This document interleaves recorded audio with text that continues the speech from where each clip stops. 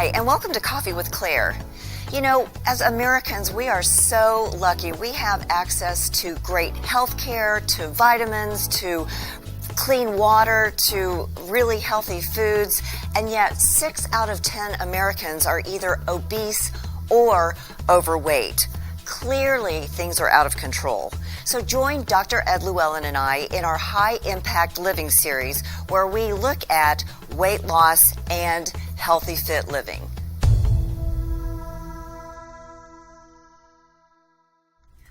Welcome back, Dr. Edward Lewellen. For those of you tuning in for the first time, Dr. Ed and I are guiding you through a series called High Impact Living, based on Dr. Ed's newest book titled Life Mastery. In our first segment, we gave you a basic overview of what would be covered in our series. Today, we are specifically discussing weight loss and a healthy, fit lifestyle.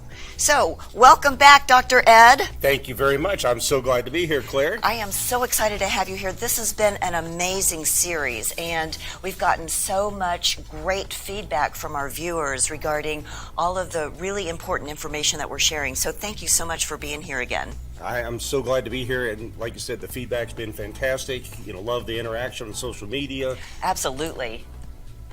Well, we mentioned in our premiere segment of High Impact Living about weight loss, and I definitely want to discuss that. But before we do that, I found it interesting when I was reading in your book, Life Mastery, that you talk about how most people have lost control of their lives. Can you share with us what you mean by that?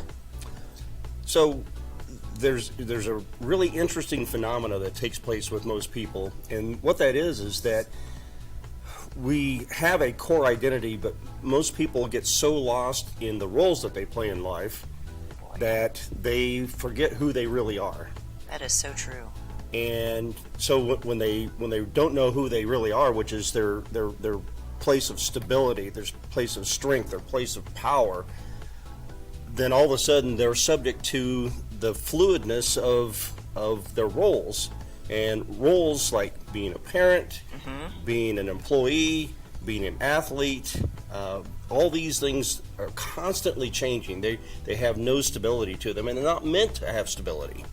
So what happens is, because people get so caught up in the roles they play, they lose control, because it's like trying to herd cats.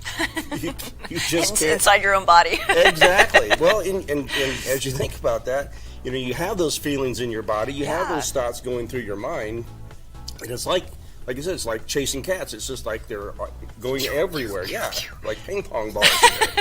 And that's because you're trying to satisfy a non-stable role or roles that you're playing in life. Oh, that makes sense.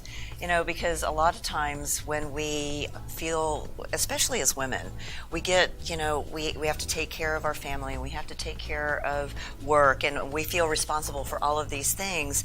But when you talk about core identity, it's just like the core that you work in workout sessions, that's your true self, right? And Dr. Ed and I have actually been working together, and specifically around an exercise we did called the Island exercise, right, that is featured when you work with Dr. Ed. And I found that it was really hard at first to differentiate that core from this public persona I had, and all these other roles that I had taken on in my life. And through working with Dr. Ed, I was able to figure out what my core is. And I happen to have them here. You want to hear them? Well, sure. And maybe let's do this sure, before you start in. Okay. Let me explain a little bit about how we got to those.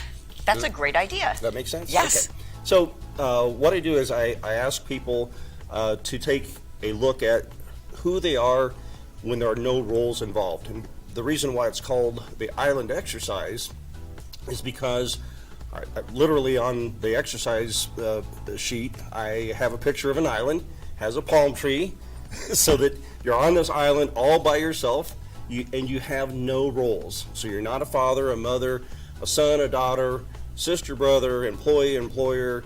You have no roles. And then I ask you to use 4 to 6 one-word descriptors to describe who you are. And the interesting phenomena that happens is a lot of people will go, oh, that's easy, I know who I am. And so they'll write down words, and I'll look at them and go, well, there's a role attached to that. There's and they're all going to have some roles attached. The main point is that you have to be able to exhibit these characteristics all by yourself and toward just yourself. Right. Now that's going to extend into roles, but that's a prerequisite. Then I ask you on a scale of 1 to 10 to rate yourself. How much do you believe what you just shared? And again, that brings out the difference between self-ego and self-worth. So when we're all done, the self-ego, the self-worth, the core identity is all nice, tightly wrapped together, and so a person now has this grounded feeling of who they really are. Yeah. So I loved it when you told me how you were feeling once you got that grounded feeling. Well, it took a while. It really did. I thought, just like a lot of the folks you work with, that I knew myself, and I do, but I had to dig a little bit more to find out who Claire is without any external influences, and that was kind of interesting to me.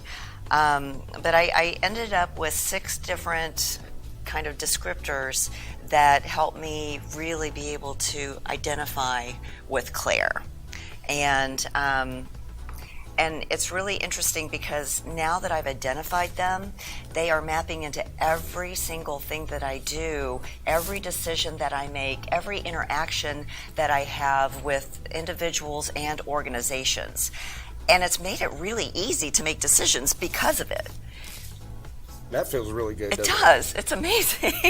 I don't feel like I've got, I don't feel so anxious about decisions. Right. And again, that all feeds back into, prior to knowing this, it was all about the role you were playing. Yeah, and how I was showing up for this person and this organization and what their expectations were, and it's like, no, I don't have to worry about all that. All I worry about is me and how everything else around me affects me if I decide to do something with them. Right. Right. So let me illustrate with the audience just one of the characteristics you have listed, which is empathy.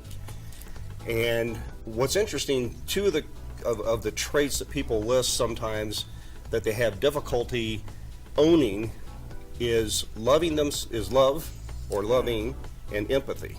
And the reason being is that in so many cases, in so much of society, we're taught, don't brag, don't be prideful, you shouldn't have these traits.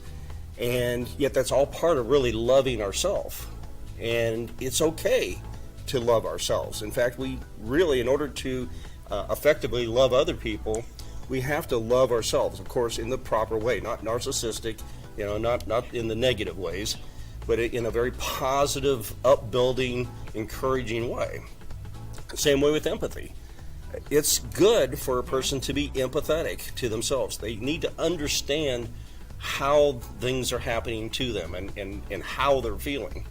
So sometimes it takes a little work to help people when they write those down to really become to own those things. Yeah. And sometimes people see empathy as a little bit of a weakness. And to me, I think it's a strength. Sure. Because you can put yourself in other people's shoes and their situations and understand how they might be thinking the way they're thinking, or how they came up with that thought process around what you guys are discussing. And I like having that as a part of me. Sure. And I think it's very beneficial as a communicator. And even organizations can have these characteristics. Sure. There's a company that I know of that I worked with, of course, that fun was one of their core characteristics of their organization. So, real quick story, VP of sales accompanied a salesperson on a sales call. They're one of the last 2 vendors being considered to work with this organization. High stakes. Talking with the CEO of the company, and the CEO says, well, in order for you to get this job, you're going to do this, you're going to do this, you're going to do this, you're going to do this. And because the VP of sales knew that fun was part of their core characteristics of the organization, he looks over at the salesperson and he says, "Are you having any fun?" The salesperson said no. And so they looked at the CEO of the company and said, "We've decided to withdraw our bid for your business." Wow, because they were not having fun. That's right. And they knew that, if it's going to be like that in the so-called dating process of getting them as a client, it's only going to get worse. Right, because you got your very best suit on and your best foot forward in that scenario. Right. Yeah. So you can see how knowing the core identity of a person or an organization can really be grounding. And isn't that interesting? They were willing to give up a huge client because it didn't match to their core. Right. That's right. I really, that speaks to how much they really believed in what they said. It wasn't just fluff and stuff. It was internalized. Sure. So I have empathy as one of mine. I do have fun as one of mine. Imagine that. Well, I do like to have fun, and happy is another one. I enjoy being happy, and I'm kind of uncomfortable when I'm grumpy, actually. So I'm in a much better place when I'm happy. The other ones I had were insatiable curiosity. I'm a lifelong learner. I love learning, and then I love applying what I learn, and I love teaching people. After I've applied it, I love teaching other people what I've learned too. Excitement is another one, and the last one I have is health. And I actually have a 3x5 card that I write these things on, and I keep them in my purse. I have one in my car. I have one just about anywhere that I show up, because it reminds me of, through my decision-making process, do I want to hang out with this person? Do I want to do business with this organization? Am I having fun? Thinking about working with this team, and like I said earlier, it just has made it so much easier for me to make decisions, because this is who I am, and why is it my responsibility to compromise me to do business with someone else? That doesn't make any sense. But until it was really clearly stated, I guess, in black and white, and and something hard copy like this, it just never registered. Right. And so it was such a valuable exercise. Yeah, it took a while to get down to this, but once we did, man, this is like marching orders forever. So let me illustrate for the audience what Sure. it feels like. So if this is your core identity, and let's just take one role. Let's say it's as an employee. So if they overlay fairly well, that means you're going to have happiness, you're going to have satisfaction, it's going to feel good in your career. And the more that starts to slide off, and some people, I was talking with a guy last night, and he was like this. Oh. He was totally misaligned. He was sad that he lost his job, but he was happy he lost his job. Okay. Because he needed the money, but he didn't like what he was doing. So he was misaligned. Sure. So, and that's what's so great about going through this exercise, is once you understand it, you can find how closely your roles are aligning with who you are. And if they're not aligning well, if you're having to compromise who you are to be in a role, then you learn either to somehow match it up, be okay with it being misaligned, or stop doing it and find something else, another role that you want to replace it with. Yeah, and I think a lot of people live their lives like that, or whatever you did. Sure. Because we have to make money, we have to feed our families, we have to be able to pay our rent and everything. But if you're not happy doing what you're doing, is there a way to figure out what your core is and find that perfect place for you? And make money and do all the things that you feel responsible for. You're hungry, you want to eat. I get that. I like to eat. So speaking of that, how about weight loss? Yeah. How about weight loss? Isn't it interesting that people lose control of their lives, and specifically around their weight? So we've got this idea of a healthy lifestyle, losing weight, having our core. How does all that work together? So when a lot of times when we're growing up, we're fed information that we take and we begin to own it. So No pun intended, fed information, right? that's right. So maybe a child's maybe they have what's called baby fat, Okay. and so the parents they say, oh well, they've got some baby fat, and then as they're growing up, it doesn't go away. It's beyond baby fat. So then it's adolescent fat, and then it's 21-year-old fat, and then and then you have a baby, so it's baby fat again. That's it. But what a person begins to do is to absorb into their identity all the things. They're big boned, they're heavy, they're whatever euphemisms are out there for people who are overweight. And the unfortunate thing is that 30% of the people in the United States are considered obese. Another 30% are considered overweight, which means only 40% are at what should be their weight or less. And that's not just adults; that's also children, right? Right. Wow. Right. So they begin to absorb this into their identity, and so they own it, and so they think like I'm going to say an overweight person. Okay. They think like an overweight person. They eat like an overweight person. They act like an overweight person because they've absorbed this into their core identity, and they own that. So it's no longer a role. It's actually them. Wow. So they buy an exercise program. They buy diet pills. They do all these things Have that are surgery external. yeah, Absolutely. Gastric bypass.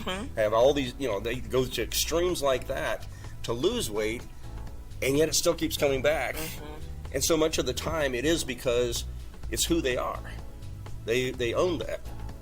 And so when I work with people on weight loss and a healthy fat lifestyle, I help to readjust their belief system so that they no longer believe that they are a fat person, an overweight person, an obese person. They no longer believe that. And it's so cool because they stop acting like it. They stop believing it. Yay! Yeah. They begin acting like a thin person. They still look in the mirror and they still know that they're this, but that's not them. And so they start to do things that will reduce that weight. Oh, well, and it's all through their mind, their mindset. It is. It is. Isn't that interesting how powerful our mindsets are? Yeah, and there's scientific proof that our thoughts, our beliefs all have vibrations, if you will, that interact with our body. And anyway, like I said, I could get into the whole scientific research into it. But it really does affect us and again, so much when we own it as our identity, it's just that we think, we act, we believe, that we are that, and so we do it. We accept it, we own it, and we're okay with it. Yeah. The other factor that can come into play are emotions when it comes to being overweight or living an unhealthy lifestyle. An interesting phenomenon takes place when we become scared, when we are in fight or flight. And in today's society, it's amazing how we're put into this constant rush mode. Like we're always in survival mode. We're Right. always trying to achieve what's next. And what the body does, it senses that fear, anxiety, guilt, whatever it is, and it says, oh, I need to protect this organism. It's in danger of being hurt. And so it will build a wall of fat for three reasons. Number one is for protection. Number two is for going in survival mode for energy resources. And number three is in the event that there is an actual shortage of food so that it can have it to consume. So that's another reason why people can go on diets, they can take diet pills, they can Yeah. do all the exercise, they may get rid of it, but then it comes back. That makes total sense. I mean, because you think of, how social media and we have everything we want right now, and we always feel like we have to serve people very quickly and get answers really quickly, and that does, it creates, I mean, just my body language is all anxious just thinking about it. It's like, oh my God. Well, even our technology, I mean, you think about it, we carry our cell phones with us. We have a laptop. We have a all tablet. the time, yeah. And when we hear that ding, that there's an email. We get a it's like, notification from Facebook. We get a notification from LinkedIn. And the way the mind was made is that it's always looking for what's next. And then originally I was, because in prehistoric times, and we were afraid of tigers. Right. And, so you're always having to be on the lookout, and make sure that you and your tribe are safe. That's right. Yeah. And back then, though, you knew when you were safe. Nowadays, because of all the technology, we never know when we're safe. That is such an interesting point. Yeah. So it's always, ding, ding, ding, alerting us. And right now I'm reading a book on the one of the world's authorities on cyber. Sorry. It's okay. Anyway, the way that cyberspace affects us, because it's really cool that, well, I shouldn't say cool. It's really interesting that when we're behind a computer screen, there are things that go in cyber neuroscience. So this lady's over in Britain, and she's done huge studies for law enforcement and for organizations, but our mind acts differently when we're in that state of anonymity. We're uninhibited, so it reacts differently when we're in that state versus in a face-to-face situation like now. That makes sense too, because you hear about people when they text people, or they'll put their profile online, but it's really not that a fair representation of who they are or how they might act if they were in a face-to-face conversation. What they might say might be a little bit less inhibited, face-to-face versus online versus face-to-face. So that's a really interesting study that she's doing. It is. Cyber neuroscience. Wow. Okay. I think she must be pretty smart. Well, I know that you work with a lot of people, and can you share with the audience maybe one or two situations that you've been able to do this mind shift with them and bring your clients back into control, so they're congruent rather than out of alignment? Sure. And that's what I do. In a 30-day process I have is I start to work with a person. The first thing I do is help them get rid of the stress, anxiety, worries that they've been holding on to. For a long time. Exactly. Yeah. We've all got these things that we've just, like you said, we've just been, it's like we own them, and they're part of us, and now we're kind of like, well, this is just typical me to be the stressed. And an amazing thing happens is once I help them relieve themselves of that stress, they start to become who they really are. Amazing.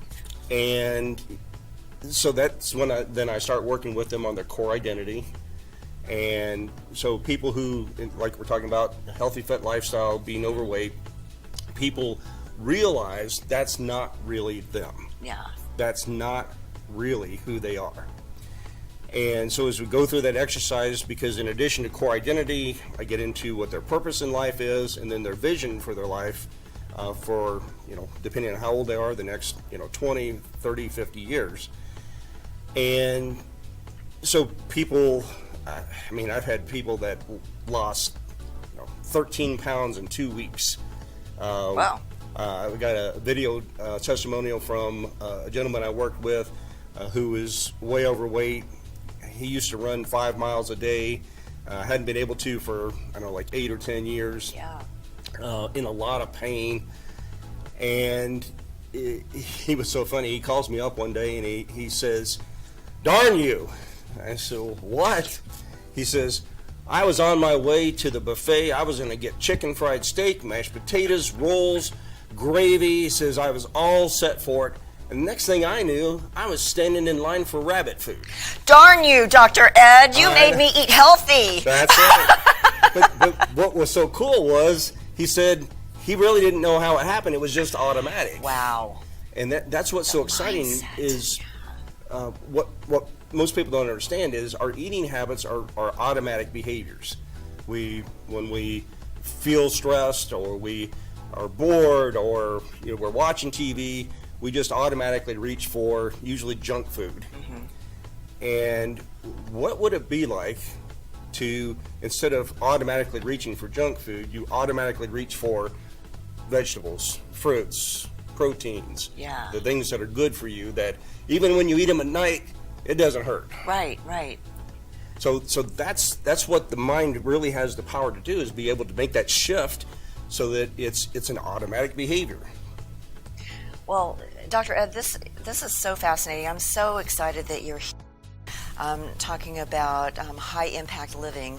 For those of you that are just tuning into the series, this is called the High Impact Living series. And if you'd like to get caught up with what we've done previously, you can watch the archived previously aired segments on WBTVN/channel/Coffee with Claire. In our next show, we'll be discussing financial security, which is another huge topic for many of us. In the meantime, if you would like to get a jump start on some of your techniques, Dr. Ed, you have a few books that they can purchase as well as your brand new one, right? Sure. This is the new one, Life Mastery, the Fully Functional Life. And what this covers are the 6 areas, top searched areas underneath self-development, self-improvement. And so I get into each one of those. In fact, that's what our series is really based on, is this book. I have another one. The last book is called the 90-Second Mind Manager. And so in that, I teach you how to manage your mind, because what neuroscience has found out is that the time between feeling an emotion and it becoming a neural pathway, we have only up to 90 seconds. Really short. And so I teach people how to manage that thought process so that they can decide what to do with emotions rather than just letting them automatically own them. Yeah. And then my first book was Creating a Life of Forward Motion, and it a lot of tips, tools, techniques on how, again, to manage yourself through different emotional situations so that you don't have to look for outside sources so much. It's something that really can be used just by yourself. And work through it internally. Yep. And you also take one-on-one clients, so how can people find more information about that? Okay. My website is trans, TRANS as in Sam, -think, THINK.com. So you can contact me through there. My email address is ed@trans-think.com. And my phone number is 972-900-9207. Awesome. Well, thank you so much, Dr. Ed, for being here again. We appreciate it. I have enjoyed it thoroughly. Awesome. Thank you so much for having me, Claire. Well, I balance my fun and responsibility. Being semi-retired, I make sure whatever I'm working at, I'm having fun doing it. Seeing new people come in and how much it means to them, that's how I help grow my business. Oh, I'm always encouraging others in their life to have fun also. Always remind them they got to have that balance. I think if someone is struggling right now, I would tell them, breathe deep and remember, tomorrow will come. You don't have to worry about it. Let it go. Well, I teach, what I do is I teach memoir writing, and I just finished writing my memoir myself. And I'm very happy. I am doing promotion on that memoir, and one of the reasons I'm happy to be with you, Claire. It would be just having a happy dance and having a good time and always smiling. Are you in control of your life, or is your life controlling you? Specifically with weight loss and with a healthy, fit lifestyle, it's important to have congruency within the way you're thinking about things as well as your outdoor activities. activities. So make sure that you have a good balance of how you're thinking about things as well as how you're doing things. Now remember, you can see archived events of Coffee with Claire on WBTVN/channel/Coffee with Claire, and we're on Roku, Apple, and Google Play. And as always, remember, follow the fun. I'll see you next time.